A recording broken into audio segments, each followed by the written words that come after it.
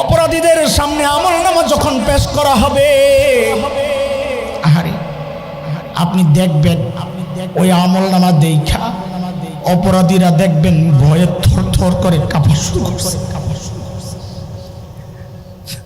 চিৎকার করে কাঁদতে থাকবে আর বলতে থাকবে, মালি হাজাল কিতাব, মালি হাজাল কিতাব লা ইউগাদিরু সগীরাতান ওয়ালা কাবীরা ইল্লা আহসাহা। এটা কেমন আমলনামা, এটা কেমন আমলনামা?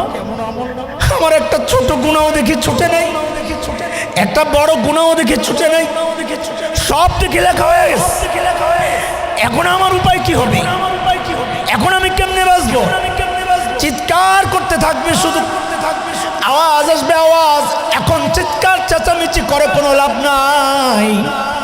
এখন তোমার আমলনামা তুমি ধরো, বলে দেন, বলে না না গুনাহ যেহেতু বেশি ডাইন হাতে দেওয়া যাবে না, তোর বাম হাত দি। বলে দেন, বলে না এমনি না। বলে কেমনি? বলে পেছন দিয়া নিয়ে কলিজা ছিদ্র করে হাত চাপা।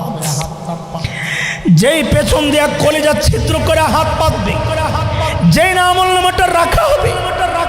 আরে সূরা হাক্কার মধ্যে মালিক বলে আমলনামা যখন বাম হাতে রাখা হবে, ও আম্মা মান উতিয়া কিতাবাহু বিশিমালি, আমলনামা বাম হাতে পায়াই দিবে একটা চিৎকার। কি বলে কানবে? কানবে আর বলবে ফায়াকুল ইয়া লাইতানি লাম উতা কিতাবিয়া। আরে এই আমলনামা যদি আমারে না দেওয়া হইতো, ওয়ালাম আদরি মা হিসাবিয়া, আমি জানি না আমার হিসাব কি হবে। আমার আপনার তো হিসাবের কোনো চিন্তা নাই, অথচ জান্নাতের গ্যারান্টি পাওয়া আবু বকর রাদিয়াল্লাহু আনহু হিসাবের ডরে দূরে নির্জনে একা একা যায় কাঁদতেন আর বলতেন, আরে আমি হিসাব কেমনে দেব? জিহ্বাটা ধইরা টাইনা টাইনা ছিঁড়তে চাইতেন। বলে সব নষ্টের কষ্টের সমস্যার মূল তুই। যাই ওই গাছের পাতার দিকে তাকায়া তাকায়া কাঁদতেন আবু বকর আর বলতেন, ইয়া লাইতানি কুনতু ওয়ারাকা মিনাশ শাজারা তুদাদ ওয়া তুকাল। হায় আমি মানুষ না হইয়া যদি ওই গাছের পাতা হইতাম, আমি আবু বকর মানুষ না হইয়া যদি এই গাছের পাতা হইতাম, তো জীবজন্তু আমার চাবায়া চাবায়া খায়া ফেলতো, আমার আর হিসাব দেওয়া লাগতো না। এখন আমি আবু বকর হিসাব কেমনি দিব? সেদিন বান্দা ওই আমলনামা বাম হাতে নিয়ে চিৎকার করবে আর কানবে আর বলবে, ওয়ালাম আদরি মা হিসাবিয়া, আমি জানি না আমার হিসাব কি হবে। ইয়া লাইতাহা কানাতিল কাদিয়া, মৃত্যু পর্যন্তই যদি সব শেষ হয়ে যেত, তাইলে তো আজকে আর এই বিপদে পড়া লাগে না। ও দুনিয়ার টাকাওয়ালা, আজকে টাকা দিয়া বিচার পাল্টান। সেদিন চিৎকার করে করে কাঁদতে হবে আর বলতে হবে, মা আগনা আন্নি মালিয়া, আমার মাল তো আমারে বাঁচাইতে পারছে না। আজকে ক্ষমতার দাপট দিয়া বিচার পাল্টান। সেদিন চিৎকার করে করে কাঁদতে হবে আর বলতে হবে, হালাকা আন্নি সুলতানিয়া, আমার ক্ষমতাও তো এখন শেষ, আমার ক্ষমতাও তো আমারে বাঁচাইতে পারতেছে না। এখন আমার উপায় কি হবে? আল্লাহ আযাবের ফেরেশতাদেরকে ডেকে বলবেন, খুযুহু ফাগুল্লু সুম্মাল জাহিমা সাল্লু, ধর এগুলারে ধর, মেরি পড়া তাই না হেসায়া নিয়া জাহান্নামে। সুম্মা ফি সিলসিলাতিন যারউহা জিরাআন ফাসলুকু, 70 গজ লম্বা শেকল দিয়া পেঁচায়া পেঁচায়া টাইনা টাইনা নিয়ে জাহান্নামে নেওয়া হবে। হযরত আব্দুল্লাহ ইবনে আব্বাস বলেন, ওই 70 গজ লম্বা শেকল দিয়া কেমনে টানা হবে জানুনি? হযরত আব্দুল্লাহ ইবনে আব্বাস বলেন, শেকলের একটা মাথা নাকের ছিদ্র দিয়া ঢুকাইয়া পায়খানার নাকের ছিদ্র দিয়া ঢুকাইয়া পায়খানার রাস্তা দিয়া বের কইরা দলা মুসরা করে টাইনা টাইনা নিয়ে জাহান্নামে বালায়। রে দোস্ত, এমন কঠিন আযাবের মুখোমুখি যদি হতে না চাই, তা আমল নামা যেন বাম হাতে না আসে, দুনিয়া থেকে ব্যবস্থা করে যাই। ব্যবস্থা একটাই, গুনাহগুলা ছাড়িয়া দিব, অতীতের গুনাহ মুছা ফেলবো ইনশাআল্লাহ। বলেন ইনশাআল্লাহ, ইনশাআল্লাহ, ইনশাআল্লাহ। তো এক নাম্বার, বলো তো ছাত্ররা, এক নাম্বার মানে কি? এক নাম্বার গুনাহ ছাড়ার সহজ রাস্তার এক নাম্বার। জবাব ঠিক মতো দিবা, বড় মুখস্থ করে না, মুরগি বানাই দিল, আমার অভ্যাস খারাপ আছে। বলেন এক নাম্বার, কিসের এক নাম্বার? গুনাহ কেন ছাড়বো? আল্লাহকে রাজি কেন রাখবো? মৃত্যুর সময় যেন আল্লাহ ডেকে বলেন, বান্দা আমি তোমার উপর এক নাম্বার। যত বিপদ দেখবে, যত বিপদ দেখবে, হুচুট খায়া পড়ছে, আপনি মনে মনে ভাববেন এটা আমার গুনার ফসল। অসুস্থ হয়ে গেছে, আপনি মনে মনে ভাববেন এটা আমার গুনার ফসল। একটু ভেঙে নেই, বিপদ শুধু গুনার কারণে আসে না। বিপদ আল্লাহ নেককার বান্দাকেও দেন পরীক্ষা করার জন্য। কিন্তু আমি ওইটা ভাববো না যে আমাকেও আল্লাহ পরীক্ষা নিচ্ছেন, তাইলে আমার ভেতরে একটা ভাব আসতে পারে যে আমি মনে বুজুর্গ হয়ে গেছি, আল্লাহ আমার পরীক্ষা নিচ্ছেন। আরে না, আমার পরীক্ষা নেবেন কেন? পরীক্ষা তো নেবেন আল্লাহ তার স্পেশাল বান্দাদের। আমি কি স্পেশাল নাকি?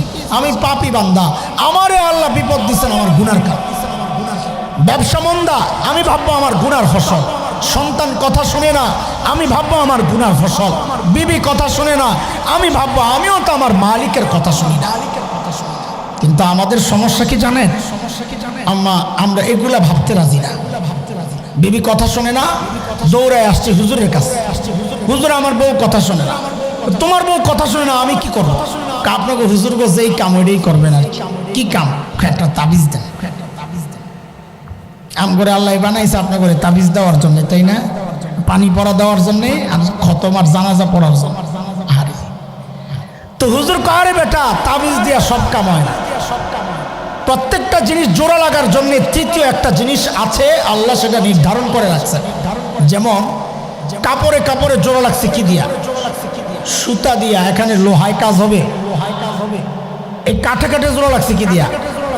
লোহা দিয়ে। এখানে সুতায় কাজ হবে। ইটে ইটে জোড়া লাগছে কি দিয়া? বালি সিমেন্ট দিয়া। এখানে সুতা লোহায় কাজ হবে। দিলে দিলে জোড়াও, তাবিজ দিয়া লাগে না। বলে কি দিয়া লাগে? বলে আমি কি বলবো? দিল যে আল্লাহ বানাইছেন ওই আল্লাহকে জিজ্ঞেস করো। তো আল্লাহকে জিজ্ঞেস করছি, আল্লাহ দিলে দিলে জোড়া কি দিয়া লাগে?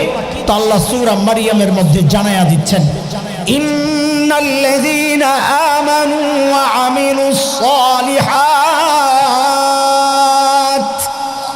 সায়াজআলু লাহুমুর রাহমানু উদ্দা।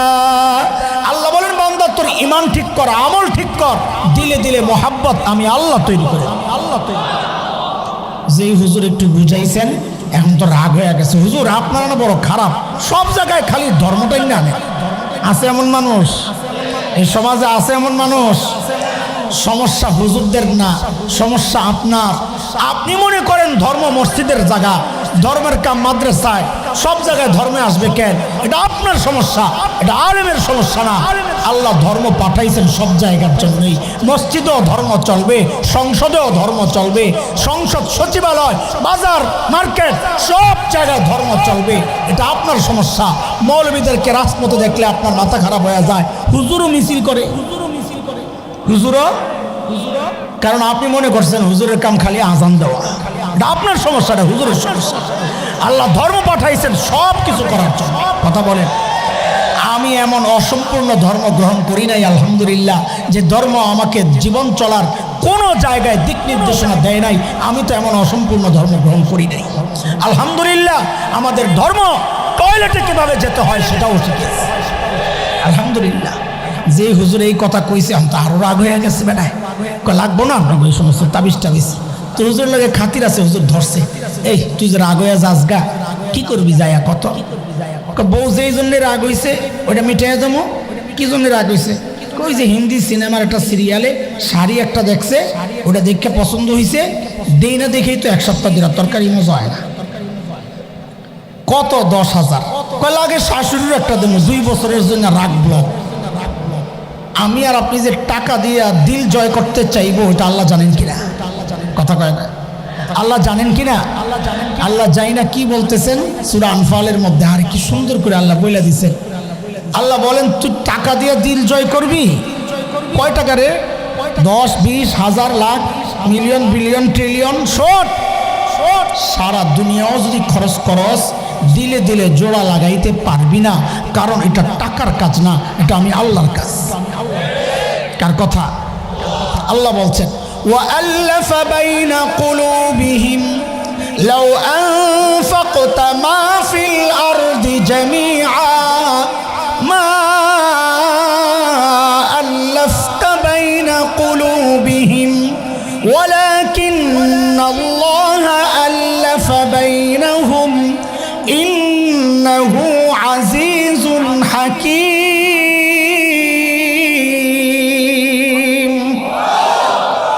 দিলে দিলে জোড়া লাগান কি? বলেন কে লাগান? এই জন্য দোস্ত যত বিপদ দেখবো, দেখলেই মনে করবো এটা আমার গুনার ফসল। যখন দিল আর দিমাগের মধ্যে বসে যাবে যে গুনাহ করলে বিপদ হয়, তখন আস্তে দেখবেন গুনাহ থেকে বাঁচা আপনার জন্য সহজ হয়ে গেছে। সহজ বুঝে আসছে কথা? বুঝে আসছে কথা? এক নাম্বার গেল। কিসের এক নাম্বার? কিসের এক নাম্বার? গুনাহ ছাড়ার সহজ রাস্তা। গুনাহ কেন ছাড়বো? আল্লাহকে রাজি করানা রাখার জন্য। কেন রাখবো? মৃত্যুর সময় যেন আল্লাহ ডেকে বলেন বান্দা আমি তোর উপর। 2 নাম্বার, এই যে এখানে বসে আছেন গুনাহ করতেছেন, গুনাহ যে ছাড়ছেন কষ্ট লাগতেছে আপনাদের?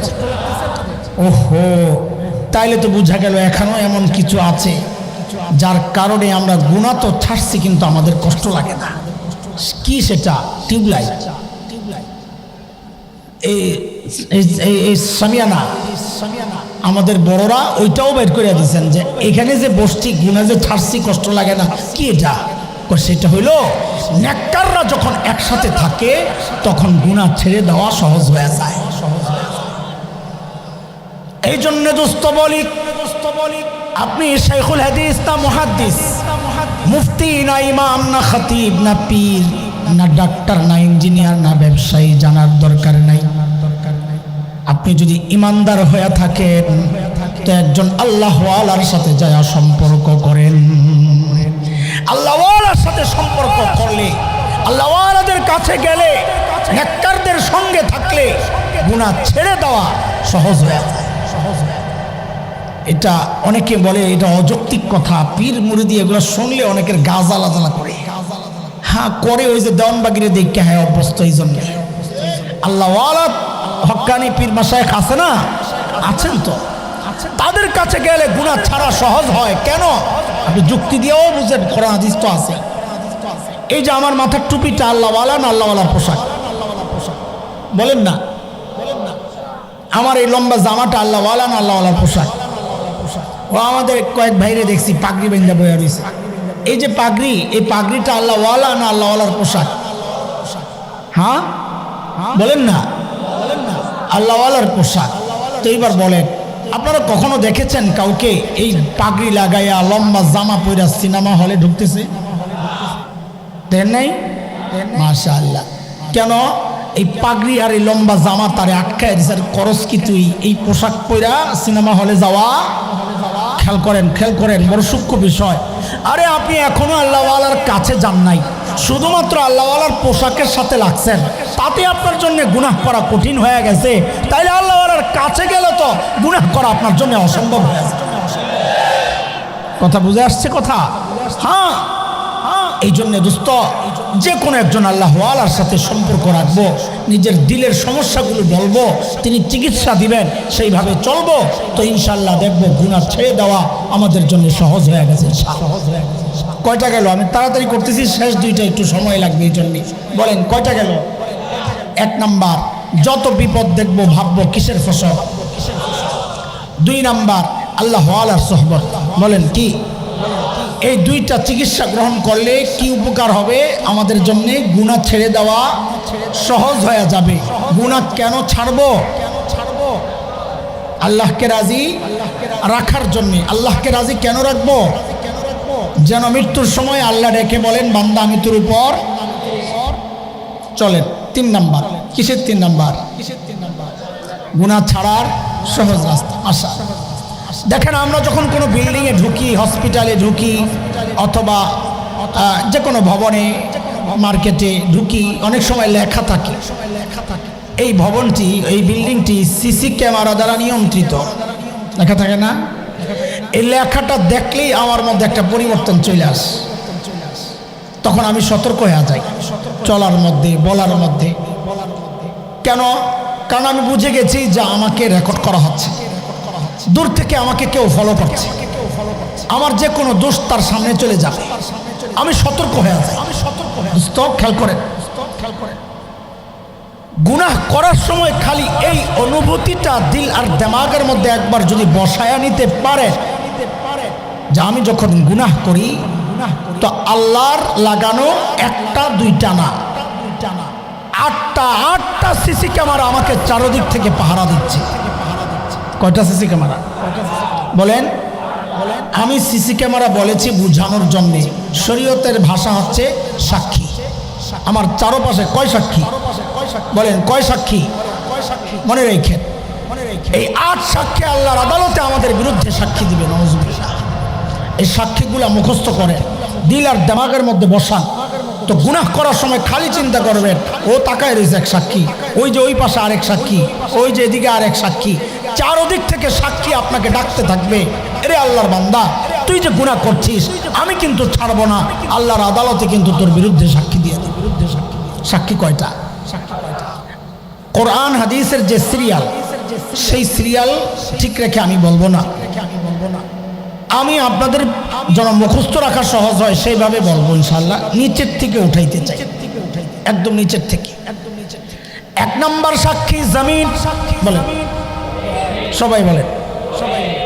আল্লাহ কোরআনে বলেছেন ইয়াউমা ইযিন তুহাদ্দিসু আখবারাহা বিআন্না রাব্বাকা আওহা লাহা। সেদিন জমিন কথা বলবে, আল্লাহ আমার উপর দাঁড়ায়া দাঁড়ায়া গুনাহ করছে, আমি সাক্ষী। যদি জমিনের সাক্ষী থেকে বাঁচতে চান একটা রাস্তা আছে। বলে কি রাস্তা? বলে জমিন ছাইরা দূরে কোথাও চলে যান। সম্ভব? এই জমিন ছাইরা যাওয়া সম্ভব?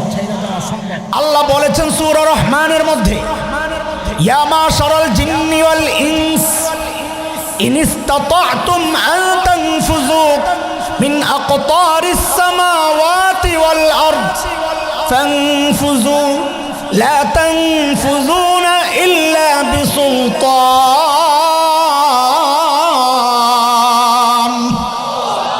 ও জিন ও মানুষ, যদি তোমাদের শক্তি সামর্থ্য থাকে তো এই জমিন আসমানের পরিধি থেকে বের হয়ে যাও। আল্লাহ বলেন আমি না চাইলে তুই পারবি না, পারবি না। এই জন্য গুনাহ করার সময় একবার তো ভাবেন, আহারে জমিন তো সাক্ষী হয়ে যাচ্ছে, এই জমিন তো আমার বিরুদ্ধে সাক্ষী। কয় সাক্ষী? বলেন কয় সাক্ষী? 1 নাম্বার, 2 নাম্বার সাক্ষী পা, 2 নাম্বার, 3 নাম্বার সাক্ষী হাত। বলে নিচের থেকে ওঠান। 1 নাম্বার সাক্ষী, 2 নাম্বার, 3 নাম্বার। কোরআনের কথা সূরা ইয়াসিনে মালিক বলেন, আল ইয়াওমা নাখতিমু আলা আফওয়াহিহিম ওয়া তুকাল্লিমুনা আইদিহিম ওয়া তাশহাদু আরজুলুহুম বিমা কানু ইয়াকসিবুন। সেদিন আল্লাহ জবান বন্ধ করে দিবেন, মোহর লাগাইয়া দিবেন, জবানে কথা বলা বন্ধ। তখন হাত কথা বলবে, হাত, ও আল্লাহ এই হাত দিয়ে আমি গুনাহ করছি, আমি সাক্ষী। পা কথা বলবে, পা, ও আল্লাহ এই পা দিয়ে আমি গুনাহ করছি, আমি সাক্ষী। কই কই গেছেন হাইটা হাইটা গুনাহ করার জন্য, পা কথা বলবে। কি কি জায়গায় হাত দিয়া গুনাহ করছেন, হাত কথা বলবে, জমিন কথা বলবে। কয় সাক্ষী গেল বলেন? বলেন তো 1 নাম্বার, 2 নাম্বার, 3 নাম্বার, 4 নাম্বার সাক্ষী কান। বলেন 4 নাম্বার সাক্ষী। 5 নাম্বার সাক্ষী চোখ। বলেন 6 নাম্বার সাক্ষী চামড়া। বলেন 4 নাম্বার সাক্ষী, 5 নাম্বার সাক্ষী 6 নম্বর সাক্ষী সূরা হামিম আস-সাজদার মধ্যে আসছে। আল্লাহ বলেন, আয়াত 22-20 এগুলো পড়লে পাবেন। আল্লাহ বলেন, হাত্তা ইযা মা জাউহা শাহিদা আলাইহিম সামউহুম ওয়া আবসারুহুম ওয়া জুলুদুহুম বিমা কানু ইয়া'মালুন।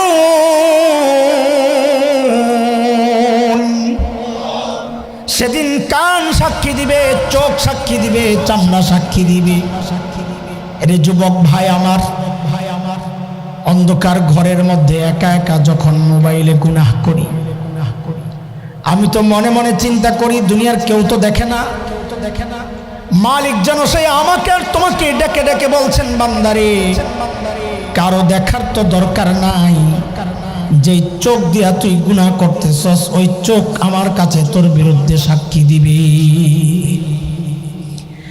হেডফোন লাগায়া গান শুনি আর মনে মনে ভাবি দুনিয়ার কেউ বুঝি জানে না, টের পায় না।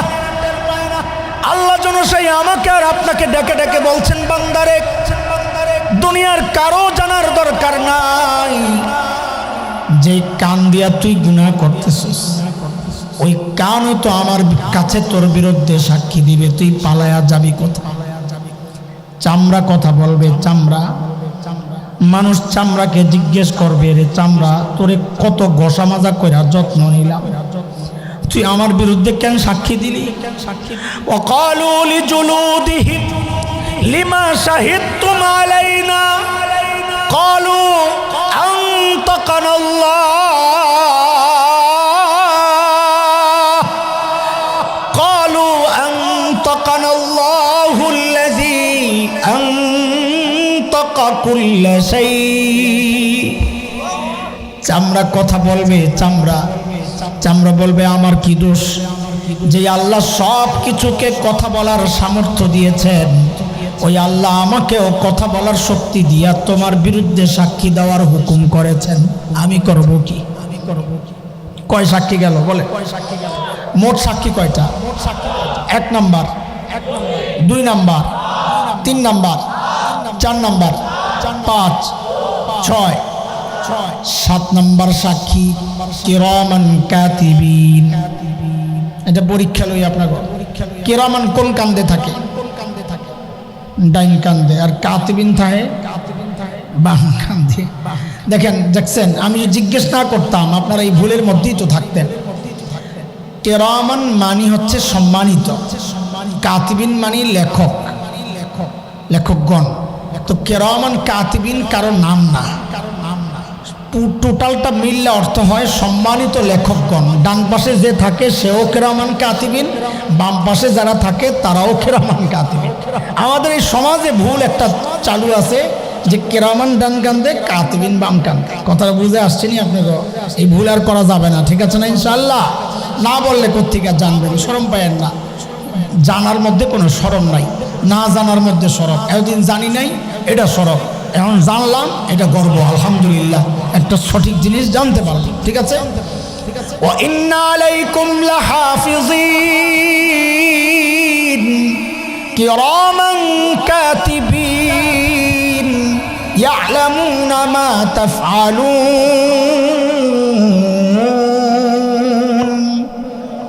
ফেরেশতারাও দাঁড়ায় যাবে। 7 নাম্বার সাক্ষী, ফেরেশতারা দাঁড়ায় যাবে, বলবে আল্লাহ এই বান্দা কই কই গেছে, কি কি করছে সব আমরা জানি আল্লাহ, আমরাও সাক্ষী। আহারে, বাঁচার কোনো উপায় নাই।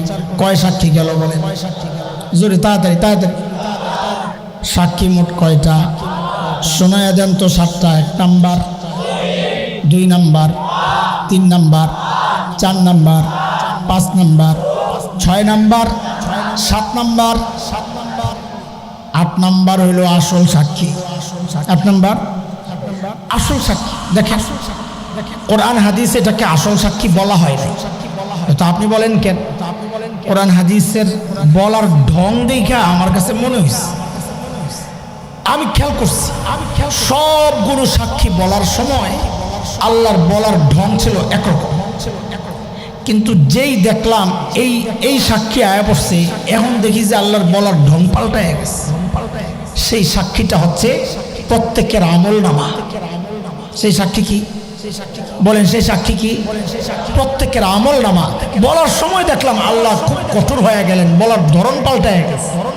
যেমন আপনি কয়টা শোনাম, সূরা কাহাফেরটা শোনাম। আল্লাহ নবীকে ডেকে বলছেন, ওয়াউদি আল কিতাব ফাতারাল মুজরিমিনা মুশফিকিনা মিম্মা ফীহ। নবী আমার অপরাধীদের সামনে আমলনামা যখন পেশ করা হবে, আহারে আপনি দেখবেন ওই আমলনামা দেখা অপরাধীরা দেখবেন ভয়ে থরথর করে কাঁপা শুরু করছে, চিৎকার করে কাঁদতে থাকবে আর বলতে থাকবে, মালি হাযাল কিতাব, মালি হাযাল কিতাব লা ইউগাদিরু সগীরাতান ওয়ালা কাবীরা ইল্লা আহসাহা। এটা কেমন আমলনামা? এটা কেমন আমলনামা? আমার একটা ছোট গুনাহ দেখি ছুটে নাই, একটা বড় গুনাহ দেখি ছুটে নাই, সব দেখে লেখা হয়ে গেছে। এখন আমার উপায় কি হবে? এখন আমি কেমনে বাঁচবো? চিৎকার করতে থাকবে, শুধু আওয়াজ আসবে আওয়াজ। এখন চিৎকার চেঁচামেচি করে কোনো লাভ নাই। এখন তোমার আমলনামা তুমি ধরো, বলে দেন, বলে না না গুনাহ যেহেতু বেশি ডাইন হাতে দেওয়া যাবে না, তোর বাম হাত দি। বলে দেন, বলে না এমনে না। বলে কেমনে? বলে পেছন দিয়া নিয়ে কলিজা ছিদ্র করে হাত চাপা। যেই পেছন দিয়া কলিজা ছিদ্র করে হাত পাতবে, যেই না আমলনামাটা রাখা হবে। আরে সূরা হাক্কার মধ্যে মালিক বলে আমলনামা যখন বাম হাতে রাখা হবে, ও আম্মা মান উতিয়া কিতাবাহু বিশিমালি, আমলনামা বাম হাতে পায়াই দিবে একটা চিৎকার। কি বলে কানবে? কানবে আর বলবে ফায়াকুল ইয়া লাইতানি লাম উতা কিতাবিয়া। আরে এই আমলনামা যদি আমারে না দেওয়া হইতো, ওয়ালাম আদরি মা হিসাবিয়া, আমি জানি না আমার হিসাব কি হবে। আমার আপনার তো হিসাবের কোনো চিন্তা নাই, অথচ জান্নাতের গ্যারান্টি পাওয়া আবু বকর রাদিয়াল্লাহু আনহু হিসাবের ডরে দূরে নির্জনে একা একা যায় কাঁদতেন আর বলতেন, আরে আমি হিসাব কেমনে দেব? জিহ্বাটা ধইরা টাইনা টাইনা ছিঁড়তে চাইতেন। বলে সব নষ্টের কষ্টের সমস্যার মূল তুই। যাই ওই গাছের পাতার দিকে তাকায়া তাকায়া কাঁদতেন আবু বকর আর বলতেন, ইয়া লাইতানি কুনতু ওয়ারাকা মিনাশ শাজারা তুদাদ ওয়া তুকাল। হায় আমি মানুষ না হইয়া যদি ওই গাছের পাতা হইতাম, আমি আবু বকর মানুষ না হইয়া যদি এই গাছের পাতা হইতাম, তো জীবজন্তু আমার চাবায়া চাবায়া খায়া ফেলতো, আমার আর হিসাব দেওয়া লাগতো না। এখন আমি আবু বকর হিসাব কেমনে দিব? সেদিন বান্দা ওই আমলনামা বাম হাতে নিয়ে চিৎকার করবে আর কানবে আর বলবে, ওয়ালাম আদরি মা হিসাবিয়া, আমি জানি না আমার হিসাব কি হবে। ইয়া লাইতাহা কানাতিল কাদিয়া, মৃত্যু পর্যন্তই যদি সব শেষ হয়ে যেত, তাইলে তো আজকে আর এই বিপদে পড়া লাগে না। ও দুনিয়ার টাকাওয়ালা, আজকে টাকা দিয়া বিচার পাল্টান, সেদিন চিৎকার করে করে কাঁদতে হবে আর বলতে হবে, মা আগনা আন্নি মালিয়া, আমার মাল তো আমারে বাঁচাইতে পারছে না। আজকে ক্ষমতার দাপট দিয়া বিচার পাল্টান, সেদিন চিৎকার করে করে কাঁদতে হবে আর বলতে হবে, হালাকা আন্নি সুলতানিয়া, আমার ক্ষমতাও তো এখন শেষ, আমার ক্ষমতাও তো আমারে বাঁচাইতে পারতেছে না, এখন আমার উপায় কি হবে? আল্লাহ আযাবের ফেরেশতাদেরকে ডেকে বলবেন, খুযুহু ফাগুল্লু সুম্মাল জাহিমা সাল্লু, ধর এগুলারে ধর, বেড়ি পড়া, তাই না হেসায়া নিয়ে জাহান্নামে। সুম্মা ফি সিলসিলাতিন যারউহা জিরাআন ফাসলুকু, 70 গজ লম্বা শেকল দিয়া পেঁচায়া পেঁচায়া টাইনা টাইনা নিয়ে জাহান্নামে নেওয়া হবে। হযরত আব্দুল্লাহ ইবনে আব্বাস বলেন, ওই 70 গজ লম্বা শেকল দিয়া কেমনে টানা হবে জানুনি? হযরত আব্দুল্লাহ ইবনে আব্বাস বলেন, শেকলের একটা মাথা নাকের ছিদ্র দিয়া ঢুকাইয়া পায়খানার নাকের ছিদ্র দিয়া ঢুকাইয়া পায়খানার রাস্তা দিয়া বের কইরা দলা মুসরা কইরা টাইনা নিয়া জাহান্নামে বালায়। রে দোস্ত, এমন কঠিন আযাবের মুখোমুখি যদি হতে না চাই, তা আমল নামা যেন বাম হাতে না আসে, দুনিয়া থেকে ব্যবস্থা কইরা যাই। ব্যবস্থা একটাই, গুনাহগুলা ছাড়িয়া দিব, অতীতের গুনাহ মুছা ফেলবো ইনশাআল্লাহ। বলেন ইনশাআল্লাহ, ইনশাআল্লাহ, ইনশাআল্লাহ।